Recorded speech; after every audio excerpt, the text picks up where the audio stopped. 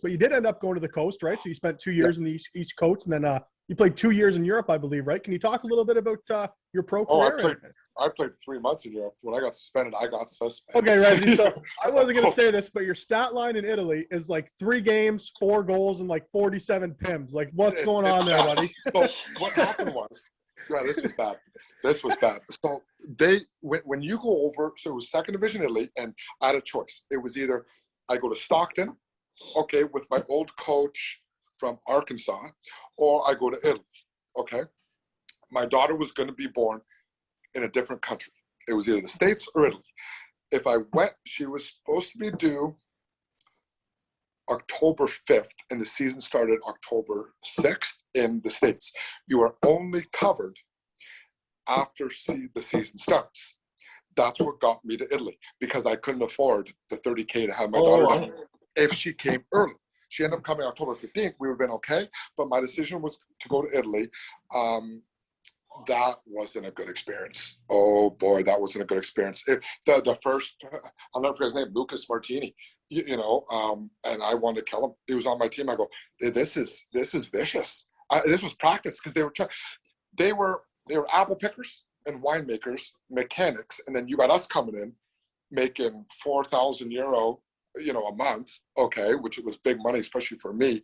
It was second division, but man, I'm telling you, it was horrible. So I played 3 games. Those were regular season, but I played like 7 exhibition games. Mm-hmm. And there was almost a bench brawl every game and I was the only guy that fought. That, like, literally, I said the last game, second last game, because it was the last game I got suspended for like the season.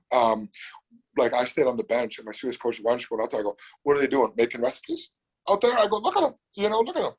It was different hockey there, man. Chippy. Nobody wanted to fight. There was a big divide. I didn't drink. I had a pregnant wife. I'd go home after, and that was a huge insult and I'm Italian. Knowing what I know now, I can see how much of an insult it was, but I wouldn't go to the bar and drink wine with them. I wouldn't go to the restaurants. I'd go home. I was always a homebody, even in Belleville. Okay, if you talk to anybody that knew me in my 4th year, I was always home with my girlfriend and stuff. That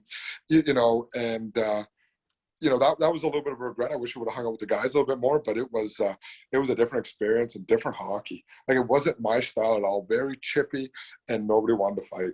It was bad. Yeah, it was rough, but. Did the chippiness in the Italian league kind of lead to your suspension? Can you tell us what happened with that? Yeah.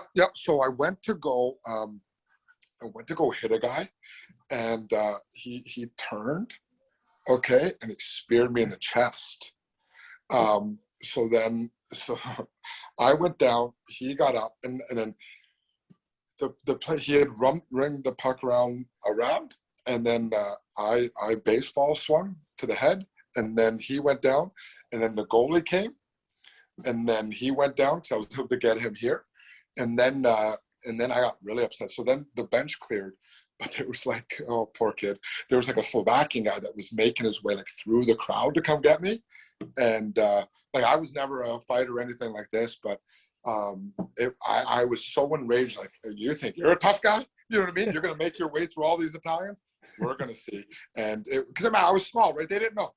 I made a name for myself, in Oshawa, in the exhibition in the OHL. I didn't have a name for myself there. And then, it was over. My daughter was born on October 15th, and I was back home by Halloween. Yeah, I got there August 26th. It was bad.